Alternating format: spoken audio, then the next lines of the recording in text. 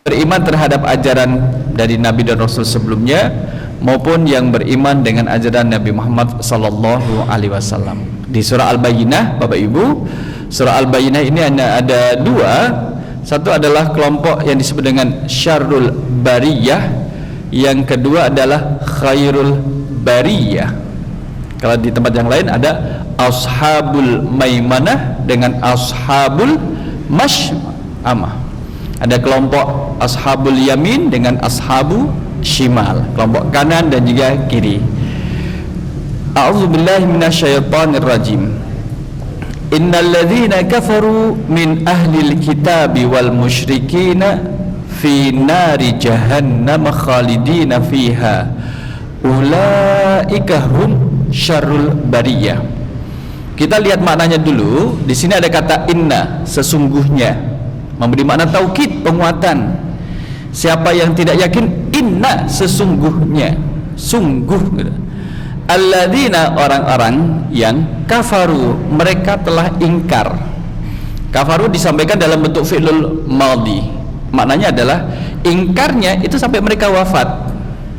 Boleh jadi dulunya kemudian beriman, kemudian terjadi kufur, meninggal dalam keadaan kufur. Atau mereka dulunya memang kufur, meninggal dalam keadaan kufur. Maka innal ladzina kafaru, sesungguhnya orang-orang yang kufur sampai akhir hayat, ketika ajal dijemput itu kemudian meninggal dalam keadaan kufur, min ahlil kitabi, di antara mereka adalah orang-orang min ahlil kitab. Ahli alkitab, pemilik kitab, kitab samawi, kitab Taurat, Zabur, Injil, Al-Quran. 4 kitab ini adalah kitab samawi, ya. Wal musyrikina, dan orang-orang yang musyrik, sebagaimana pada ayat yang pertama. Bapak Ibu, kalau kita lihat ayat pertama, min ahlil kitabi wal musyrikina, jadi alladzina kafaru min ahlil kitabi wal musyrikina. Jadi ahli kitab itu dibedakan dengan orang-orang musyrik, tapi mereka semua dalam satu payung besar dengan payung kekufuran. Jadi orang yang kufur, di antara mereka ada ahli kitab dan orang-orang musyrik. Ahli kitab itu kelompok sendiri, musyrik juga kelompok sendiri, itu. Tapi mereka sama-sama kufur. Kesamaannya adalah sama-sama kufur terhadap Allah Subhanahu wa taala dan tidak mau beriman kepadanya. Fi nari jahannama, mereka ini semua fi, dalam, nari, api, jahannama, jahannam. Jadi mereka berada di neraka jahanam.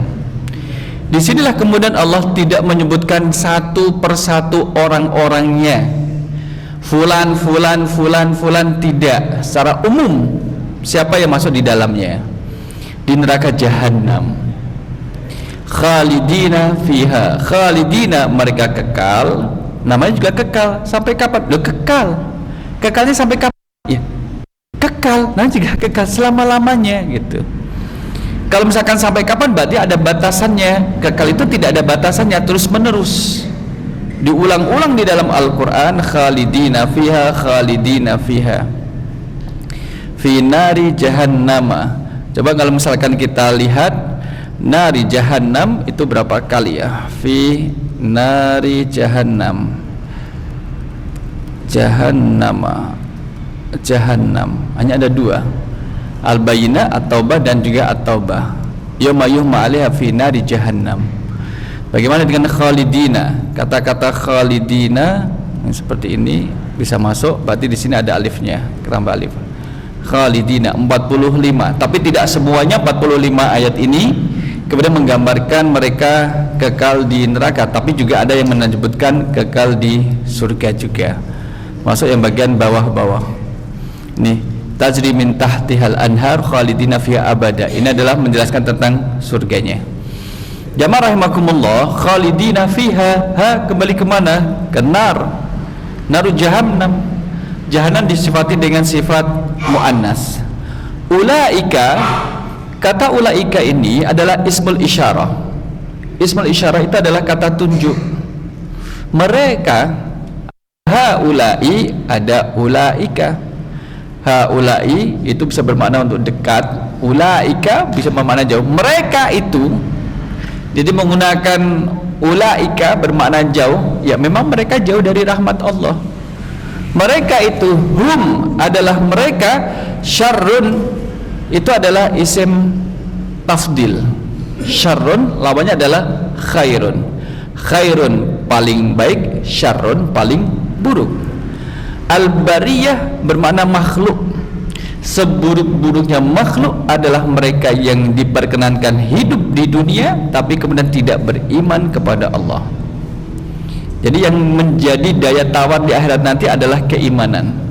Innallaha la yanzuru ila suwarikum wala ila ajsamikum walakinallaha yanzuru ila qulubikum wa fi riwayatin ukhra ila a'malikum. Innallaha, sesungguhnya Allah, la yanzuru, Allah itu tidak menilai, memperhatikan, ila suwarikum, bagaimana penampilanmu wahai manusia.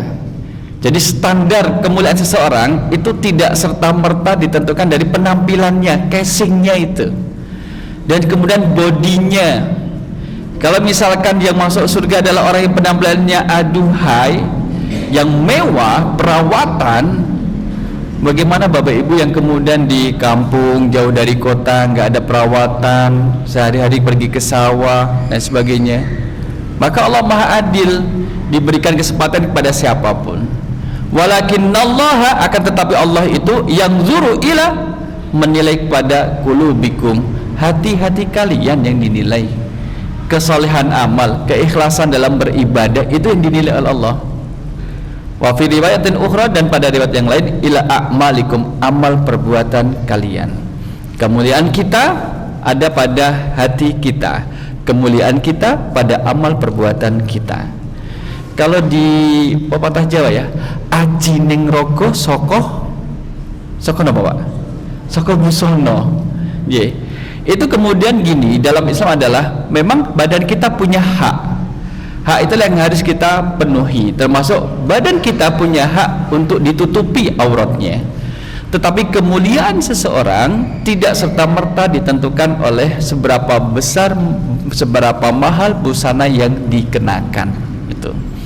Nah, di sini ayat ke-6 menjelaskan terkait dengan sesungguhnya orang-orang yang kufur dari golongan ahli kitab dan orang-orang musyrik akan masuk neraka jahanam, mereka kekal di dalamnya, mereka itulah seburuk-buruk makhluk. Ini kalau penentuannya di akhirat, dan sudah disampaikan ketika kita masih di bumi, masih ada kesempatan untuk menyiapkan diri, memperbaiki diri, dan menambah perbekalan. Ayat yang ke-7 dimulai dengan kata inna sesungguhnya, alladzina, orang-orang yang amanu, mereka beriman, wa amilus salihat, dan mengerjakan amal soleh. Wawu ini Bapak Ibu ada menyebut dengan wawu ma'iyah. Ma'iyah adalah kebersamaan yang sebelum wawu dengan setelah wawu harus jadi satu, gitu. Harus jadi satu, bukan sebelum wawu sendiri setelah wawu sendiri. Bukan keimanan itu adalah perilaku sendiri kemudian amal soleh perilaku sendiri, bukan. Tapi keimanan itu menyatu dengan amal soleh. Akmalul mu'minina imanan ahsanuhum khuluqa. Orang mukmin yang paling sempurna keimanannya adalah yang paling baik akhlaknya. Jadi khuluqa itu kemudian akhlak itu membalut keimanan. Keimanan dari seorang mukmin yang berbalut akhlakul karimah. Karena pernah kita singgung ini Bapak Ibu dalam pertemuan sebelumnya, bagaimana konsekuensi orang beriman tapi tidak mengindahkan amal soleh. Mungkin bagaimana kemudian orang yang beramal soleh tapi dia tidak peduli dengan keimanan. Wah, yang penting amal soleh, nggak usah iman. Jadi nggak perlu kita kemudian dikonfrontir, pilih muslim tapi tidak jujur, atau jujur tapi dia muslim. Milih muslim tapi tidak jujur, atau pilihan jujur tapi dia tidak muslim. Nggak perlu dikonfrontir. Muslim itu dituntut untuk jujur, karena itu komitmen sebagai seorang muslim. Orang mukmin boleh jadi menjadi orang yang ada rasa pengecut dalam dirinya tapi tidak menghilangkan keimanannya.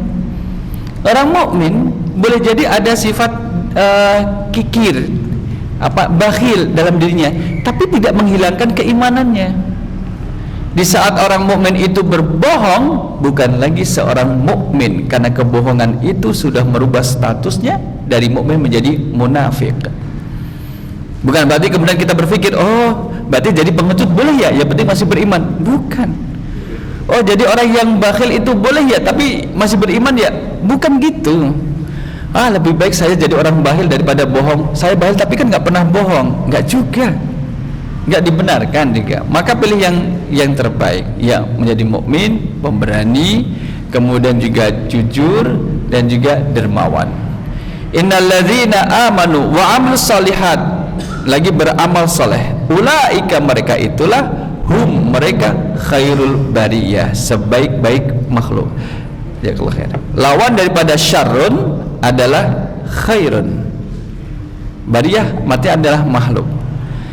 Sesungguhnya orang-orang yang beriman dan mengerjakan kebajikan, mereka itulah sebaik-baik makhluk. Jadi inna akramakum indallahi atqakum. Jadi keimanan itu adalah balutan atau besutan dari ketakwaan itu adalah besutan dari keimanan dengan akhlakul karimah. Yang terakhir kita ngambil maknanya di sini, jazaa'uhum 'inda rabbihim jannatu 'adnin tajri min tahtihal anharu khalidina fiha abada. Jazaa'uhum, balasan bagi mereka, hum ini Bapak Ibu, hum mereka ini, siapa yang dimaksud mereka? Domir itu kembali kepada tempat yang paling dekat. Yang paling dekat di sini jazaa'uhum, mereka adalah alladzina amanu wa amilus shalihat. Ini adalah mereka yang dimaksud kata ganti dari amanu wa amilus shalihat. Inda rabbihim, di sisi Tuhan mereka, jannatu adnin, surga Aden. Surga Aden. Sifat dari surga Aden menika Bapak Ibu adalah tajri, yang mengalir di bawahnya min tahtiha al-anhar, sungai-sungai. Ini ada keindahan Bapak Ibu di sini, keindahan bahasa, majas mursal namanya. Bapak Ibu, kalau kita lihat sungai yang mengalir itu sungai atau airnya, nek jenengan bersani. Yang sekarang gini, yang disebut sungai itu apa sih? Kalau di dalam bahasa Arab, nahrun atau jamaknya adalah anhar, adalah cekungan. Cekungan ini yang kemudian panjang. Cekungan yang panjang itu namanya sungai. Kalau air, ya air gitu. Sungai itu adalah tempatnya. Yang mengalir di bawahnya sungai-sungai. Bisa nggak sungai-sungai kemudian mengalir? Tidak bisa. Lantas kenapa kemudian Allah menyebutkan al-anhar, tidak menyebutkan al-ma? Tidak menyebutkan, Allah menyebutkan sungai-sungai tapi tidak menyebutkan airnya. Maka dalam majas mursal alaqahnya adalah mahaliyah. Disebut tempatnya yang cekung, tapi yang dimaksud adalah apa yang ada di dalamnya, yaitu air gitu. Misalkan alladzi yuwaswisu fi sudurin nas, yang membisikkan ke dalam dadanya manusia. Bisa nggak dada kita digoda Bapak Ibu? Ih geli, dada saya lagi digoda sama setan, geli ya? Nggak bisa, karena yang disebut adalah tempatnya, tapi yang dimaksud adalah isinya, yaitu hati. Itu yang dimaksud. Hijabam masturo. Hijabam masturo, hijab yang tertutupi. Hijab itu kan tertutupi. Hijab itu seyogianya adalah menutupi. Hijaban masturo. Kalau kita lihat misalkan hijaban mastura. Hijaban mastura ini. Wa idza qara'tal qur'ana ja'alna bainaka wa bainal ladzina la yu'minuna bil akhirati hijaban mastura. Bagikan hijab yang tertutupi. Mastura itu ada ditutupi. Kalau yang menutupi bahasa Arabnya adalah satiron, yang menutupi. Al-Quran menggunakan masturon, maknanya ditutupi, untuk mengambil makna yang menutupi. Jadi tertutupi dengan menutupi itu beda. Di sini kalau masturon maknanya adalah ditutupi, tapi hijab itu menutupi. Coba lihat kalau misalkan kita buka yang di tengah ini, tidak dibuat yang di tengah, kan jadi tertutup. Itulah fungsinya hijab, menutupi, bukan dia ditutupi. Maka Allah menyebutkan mastura, yang dimaksud adalah satira. Keindahan di dalam surah Al-Bayyinah, tajri min tahtihal anharu khalidina fiha. Mereka kekal di dalamnya. Di mana? Ha kembali ke mana? Ha kembali ke jannatu adnin. Surga Aden. Surga Aden. Sudah kekal, Allah tambah abadan, selama-lamanya. Sudah kekal tapi selama-lamanya. Radhiyallahu anhum wa radu anhu. Radhiyallahu, Allah ridha, anhum terhadap mereka. Hum, siapa yang dimaksud? Hum ini kembali kepada hum yang jazauhum. Jazauhum kembali kepada alladzina amanu wa amilus salihat. Gitu, kembalinya seperti itu. Radhiyallahu anhum, Allah ridha terhadap mereka. Apa sih sisi yang Allah ridhai dari mereka itu? Sisi yang Allah ridhai dari perilaku kita adalah ketaatan, wujudnya keimanan, beramal soleh. Waradu anhu, dan mereka ini ridha kepada Allah. Apa yang mereka ridhai? Karena Allah ridha terhadap ibadah mereka, maka mereka ini diberi pahala surga oleh Allah, dan mereka ridha dengan balasan surga. Zalika, yang demikian itu, liman khasya rabbah, orang yang takut terhadap Tuhannya. Apa makna khasya? Khasya yakhsha, ada khofa yakhafu. Maka mufassir di antara lain menyebutkan khasya yakhsha, khasyatullah atau takut kepada Allah. Maknanya adalah ketika menggunakan kata khasya yakhsha, itu takut tapi mendekatkan diri. Kan kalau kita misalkan seseorang sedang berjalan, kemudian melihat ular, kaget, dia akan takut. Takutnya kemudian lari menjauhi ular tersebut. Itu biasa dipakai untuk mana khofa yakhafu, takut tapi kemudian menjauhkan diri, membuat jarak yang semakin jauh antara dirinya dengan yang ditakuti. Tapi kalau khasya yakhsha, khasya min ibadihil ulama. Kalau khasya yakhsha adalah takut yang mendekatkan diri. Innama yakhsyallaha min ibadihil ulama. Ini menggunakan kata khasya yakhsha, Bapak Ibu. Ini khasya yakhsha, hanyalah orang yang takut kepada Allah dari hamba-hambanya adalah para ulama, orang yang berilmu.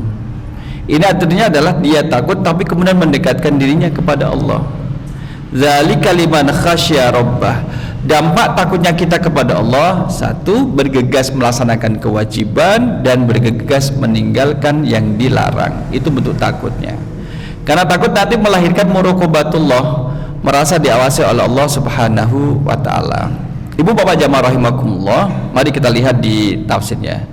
Silakan dinikmati hidangannya. Kalau yang kurang di luar masih ada insyaallah. Nggih. Dibuat santai mawon nggih. Nek ajeng ngantuk tilem nggih monggo. Jamaah rahimakumullah, kita langsung ke tafsirnya di sini. Setelah di sini disebutkan bahwa ba'da bayani mauqifil kufari wal musyrikin min da'watin Nabi sallallahu alaihi wasallam, zakarallahu ta'ala wa'idal kufar wa wa'dal abrar wa jaza'al mufariqaini wa qadama wa'id ahli alkitab 'alal musyrikin li'annahu sallallahu alaihi wasallam kana yuqaddimu haqqallahi 'ala haqqi nafsihi wa lihada hina kasaru rubaiyatihi fi ghazwati Uhud. Allahumma hdi qaumi fa innahum la ya'lamun. Jadi setelah kemudian kita lihat dakwah Rasul sallallahu alaihi wasallam terhadap orang-orang kafir Makkah, bagaimana sikap mereka Bapak Ibu? Bagaimana sikap mereka sampai kemudian Rasul terusir dari negeri yang dicintai Makkah Mukarramah? Bagaimana sikap mereka kemudian menolak, membantah, mengkriminalisasikan Nabi, ya kan? Kemudian apalagi memboikot Nabi, akses Nabi kemudian dibekukan. Kalau sekarang mungkin bahasanya adalah pembekuan rekening misalkan. Sampai demikian itu perlakuan yang diberikan kepada Nabi SAW. Karena ancamannya begitu kuat, maka disinilah didahulukan terkait dengan ancaman kepada orang-orang kafir musyrik dan ahli kitab. Ayat ke-6 baru menyebutkan tentang orang-orang yang beriman. Jadi ini menjadi ancaman. Disebutkan lebih awal, ayat 6 lebih awal. innalladzina kafaru min ahlil kitabi wal musyrikina fi nari jahannam khalidina fiha ulaika hum syarrul bariyah. Disebut lebih awal karena pertentangannya terhadap Nabi SAW itu memang sudah keterlaluan. Rasul mengalami kekerasan verbal ya, kekerasan psikis ya, kekerasan fisik ya iya. Itu terjadi pada diri Rasul sallallahu alaihi wasallam gitu.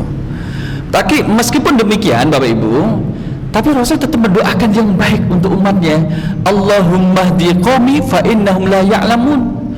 Ya Allah, berilah hidayah kepada kaumku ya Allah, yang mereka itu membantah, menolak, mencaci maki, melempar, melukai, meludahi, menciderai.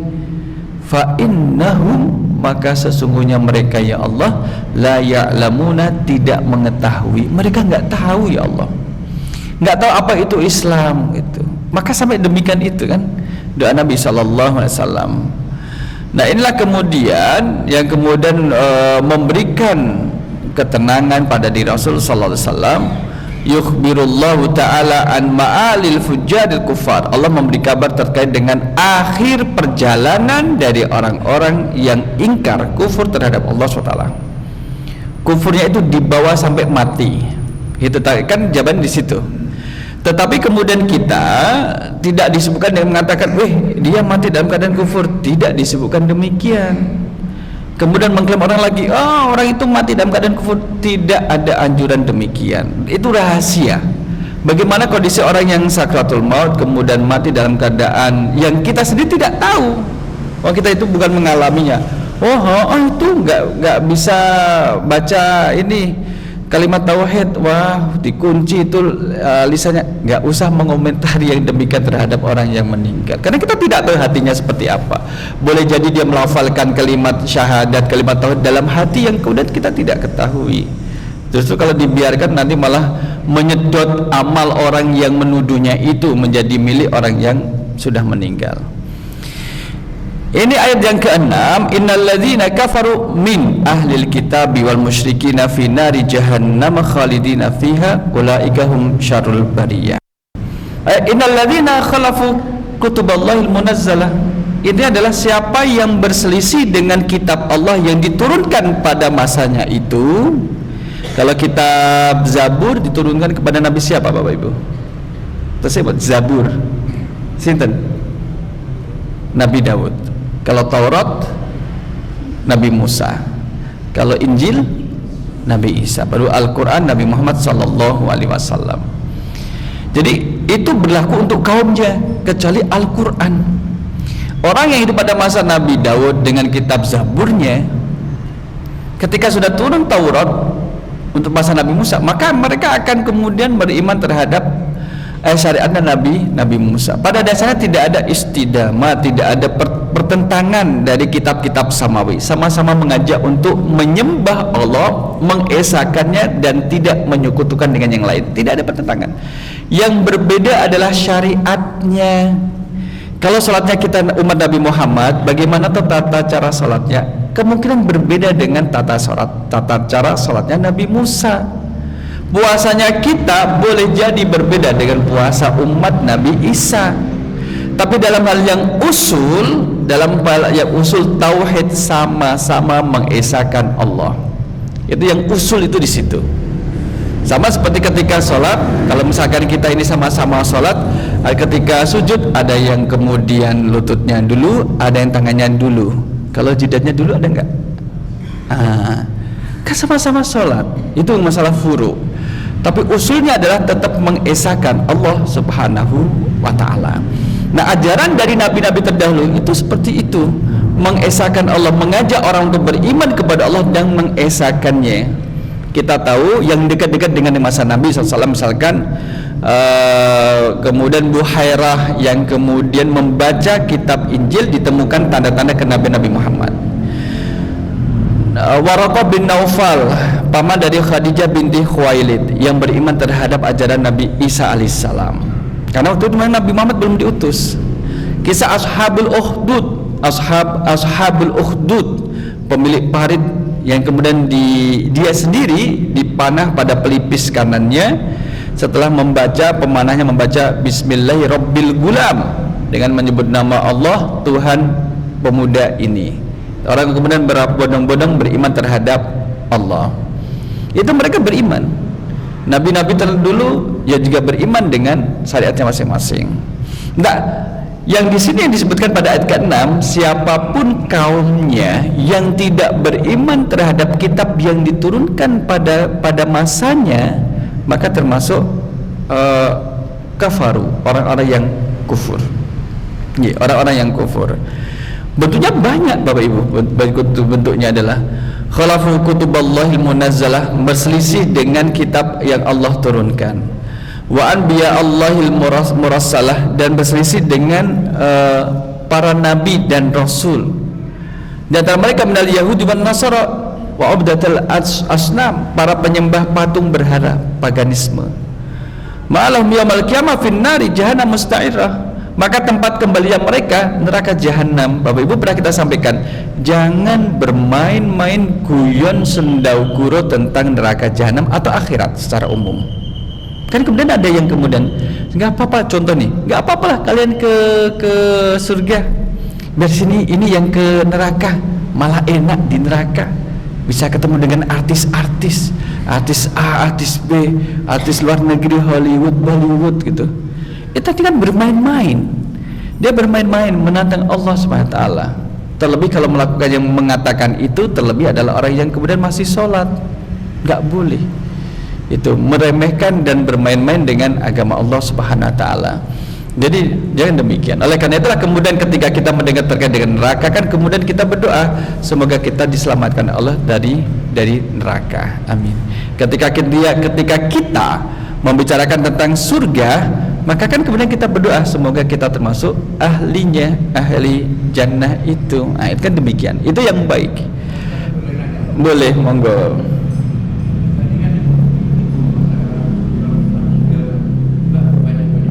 Nggih.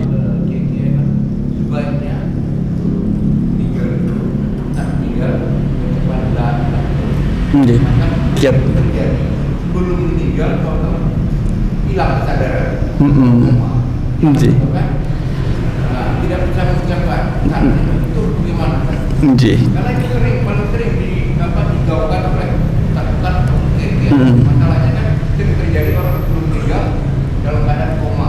Bisa 1 jam, bisa 5 jam, kadang bisa berhari-hari. Nggih. Bapak Ibu, pertanyaan adalah kiat-kiat agar ketika kita meninggal bisa mengucapkan la ilaha illallah. Gitu ya. Yang pertama, realita. Saya bertemu dengan bin Roh. Saya tanya, Ibu sudah bekerja di rumah sakit ini berapa tahun? 7 tahun Pak Ustaz. Oke. Ada pengalaman menarik enggak? Ada Ustaz. Apa pengalaman tersebut? Selama 7 tahun mendampingi, kan dia bin Roh, mendampingi orang yang kemudian sakratul maut, baru sekali mendapatkan, ya dia mendapati, mendengar dan juga melihat orang yang didampingi sakratul maut itu mengucapkan la ilaha illallah. Itu satu. Karena dari pertemuan ini kemudian dia merujuk pada keluarganya, bagaimana keadaan sang ibu, karena yang meninggal adalah almarhumahnya adalah perempuan. Kok dia bisa mengucapkan la ilaha illallah? Oke. Kata keluarganya, memang selama hidupnya ibu ini dikenal dengan orang yang baik. Berarti amal soleh, satu amal soleh. Man qala fi akhir hayati la ilaha illallah dakhala jannah. Kemudian tidak dimaknai dengan mafhum mukhalafah, mafhum yang terbalik. Berarti kalau tidak mengucapkan la ilaha illallah tidak masuk surga? Tidak bisa. Nggak bisa. Orang kemudian mengucapkan la ilaha illallah kan memiliki beberapa fasilitas. Satu adalah fasilitas lisan, yang kemudian itu terdengar oleh orang berada di sekitarnya, la ilaha illallah, kemudian terus wafat. Ada kalanya orang ketika mau meninggal mengucapkan la ilaha illallah itu hanya sebatas dia sendiri yang mendengarnya, karena mungkin tidak ada yang menjaga dan tidak ada yang tahu. Atau yang ketiga adalah menggunakan fasilitas hati, mengucapkannya itu kemudian dengan hati, karena saking tidak mampunya menggerakkan bibir lisannya. Jadi, nah itu menggunakan hati. Sehingga tadi kemudian kita tidak menjustifikasi orang yang kemudian meninggal. Bapak Ibu, tentunya kita ingin tentunya kita ingin dalam keadaan wafat itu adalah wafat dalam keadaan husnul khatimah, dan semoga kita diwafatkan Allah dalam keadaan husnul khatimah. Apa itu husnul khatimah? Adalah meninggal dalam keadaan tidak bermaksiat kepada Allah Subhanahu wa taala. Bagaimana dengan untuk menjaga ya? Karena kita tidak tahu di mana kita wafat, di mana bagaimana keadaannya. Tetapi kemudian kita harus mempersiapkan diri sebaik-baiknya. Yang menuntun kita untuk bisa melafalkan la ilaha illallah tentunya dari Allah SWT dengan amal soleh yang kita lakukan. Lagi-lagi tidak menjustifikasi. Kalau ada orang meninggal tidak mengucapkan la ilaha illallah, berarti dia tidak amal soleh. Bukan di situ. Nah, sehingga kemudian kita menjaga diri sejauh mana kemudian ketaatan kita kepada Allah. Harapannya ketaatan itulah yang nanti akan membimbing kita, meringankan kita, menyadarkan kita, kemudian mengucapkan la ilaha illallah. Kemudian ada yang kemudian, kalau gitu berstrategi Bapak Ibu, menghafalkan kalimat la ilaha illallah, la ilaha illallah, la ilaha illallah, dihafalkan. Dalam aktivitas la ilaha illallah, la ilaha illallah, seharian la ilaha illallah. Ketika mau meninggal nanti dalam keadaan la ilaha illallah. Kan kalau sekarang kan musim panas, berkeringat, tak mandi dulu lah gitu. Ternyata ketika mandi tersandung di batas pintu kamar mandi, kejedot, kemudian wafat. Siapa yang bisa menjamin? Gak ada. Yang menjamin kita bisa mencapai la ilaha illallah adalah Allah SWT dengan amal soleh dan ketaatan yang kita lakukan. Tentunya yang ini perlu kita jaga dalam setiap amal kita. Dan kemudian Bapak Ibu, pengalaman kemarin disampaikan pada kami, orang yang tidak sadar, menurut kita tidak sadar, matanya tertutup, kemudian mulutnya juga diam, ada saluran oksigen, tapi kemudian masih ada detik-detiknya, nadinya masih ada, tetap kemudian ditalkin dari telinga kanannya la ilaha illallah atau kalimat thayyibah yang lainnya. Kenapa? Di saat orang kemudian sedang dikatakan misalkan tidak sadar, ternyata indera pendengar itu masih berfungsi, masih merespon. Ditanyakan kepada dokter, dok, apakah indera pendengar masih merespon? Masih merespon. Sehingga kalau ditalkin, kemudian ditahan telinganya. Yang terjadi pada guru kita ini ketika wafat adalah kemudian mengeluarkan air mata. Padahal posisinya adalah sedang tidak disadarkan. Kondisi tidak disadarkan. Maka ada ikhtiar yang harus kita lakukan ketika ada orang yang benar tidak sadar, tetap kemudian kita talkin. Urusan hati, urusannya Allah.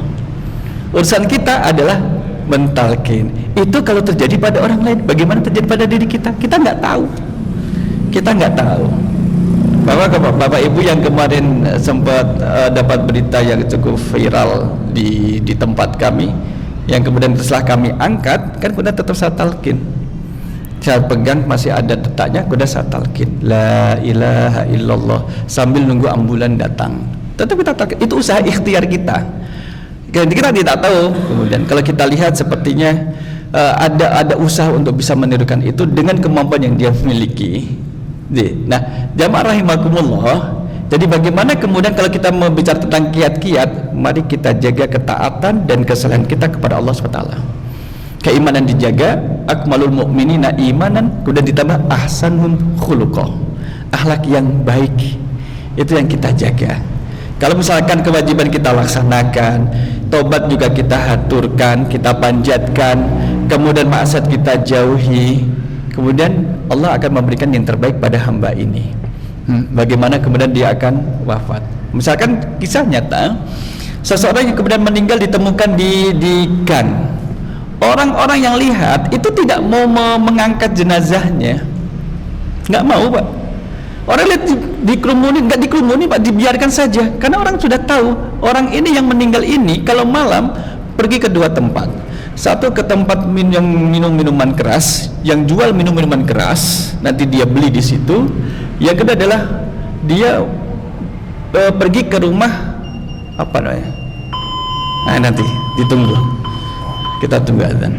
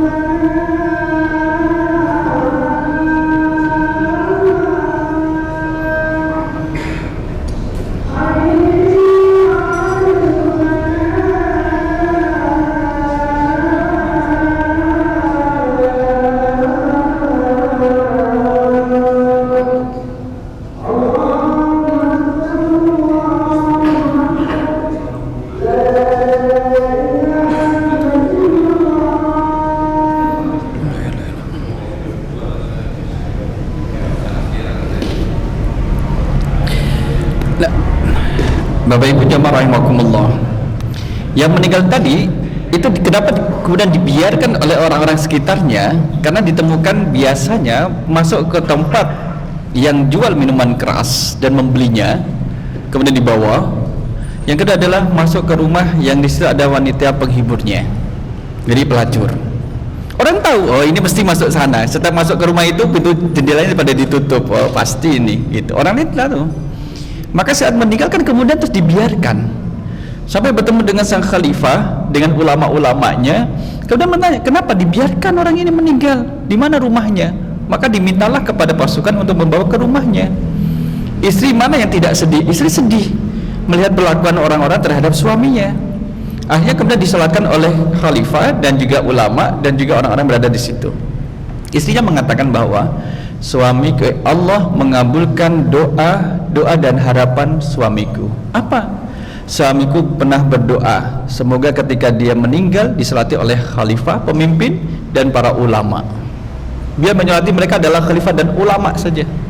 Suaminya enggak mengharapkan disolati oleh tetangga-tetangganya yang semasa hidupnya juga penuh bersuudzon.